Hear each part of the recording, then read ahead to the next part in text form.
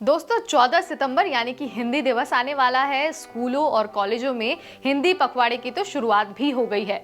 वहीं पर भाषण, निबंध और क्विज जैसी जो अलग अलग प्रतियोगिताएं हैं ना, वो भी स्टार्ट हो गए हैं। अब भाई जब स्टेज पर चढ़कर स्पीच देने की यानी कि भाषण देने की बारी आती है ना, तो हम थोड़ा सा घबरा जाते हैं। लेकिन अगर तैयारी अच्छी हो ना, तो स्टेज पर आग लग जाती है और हर कोई स्टैंडिंग ओवेशन देने के लिए मजबूर हो जाता है। तो हमने सोचा कि आपको स्टैंडिंग ओवेशन इस बार दिला ही देते हैं और आपको स्पीच की एक ऐसी तैयारी कराएंगे ना, जिसे सुनने के बाद कोई भी आपकी तारीफ करने से नहीं थकेगा। हम आपको निबंध के बारे में भी बताएंगे, लेकिन इस वाले स्पेशल वीडियो में स्पीच की बात होगी। निबंध के लिए हम एक दूसरा वीडियो लेकर आएंगे। ठीक है, तो चलिए शुरू करते हैं।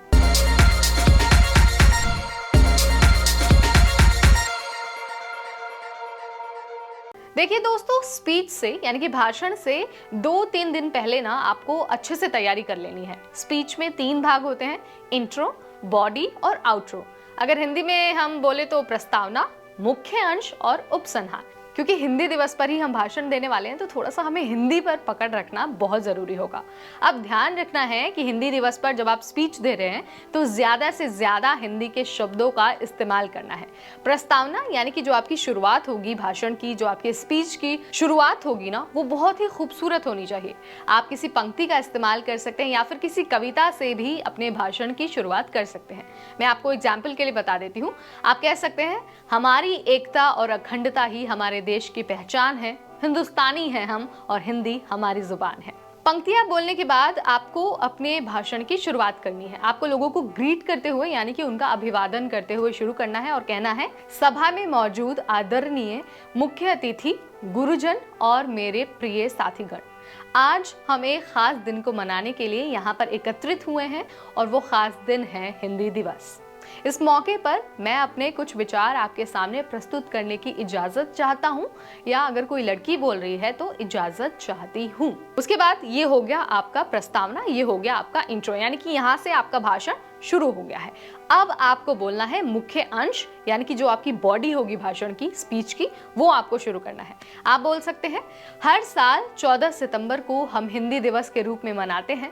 आज़ादी के बाद हमारे देश ने 14 सितंबर 1949 को हिंदी को अपनी राजभाषा के रूप में स्वीकार किया था।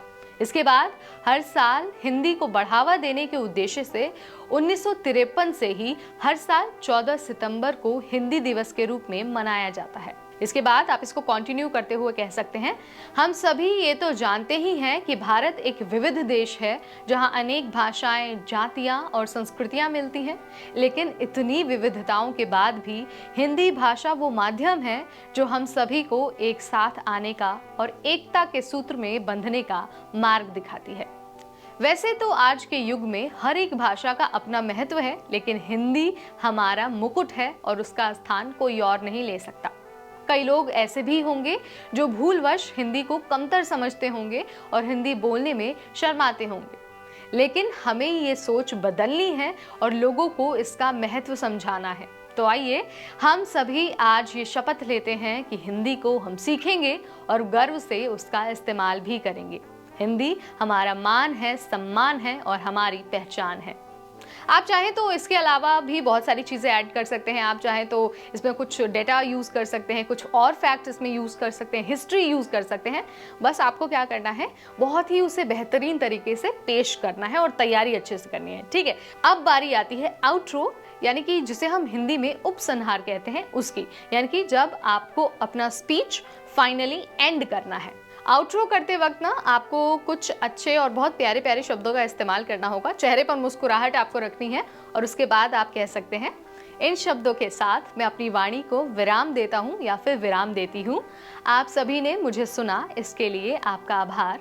उम्मीद करता हूँ या फिर उम्मीद करती हूँ कि आपको मेरे विचार अच्छे लगे होंगे। धन्यवाद। जय हिंद, जय भारत।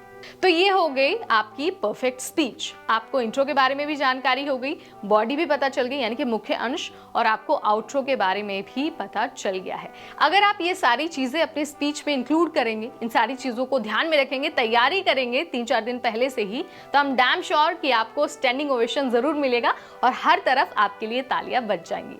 सो आपको ये स्पीच कैसी लगी, इसने आपकी किस तरह से मदद की, let me know in the comment section. ऐसी और वीडियोस आपके लिए लाते रहेंगे only on NBT take care.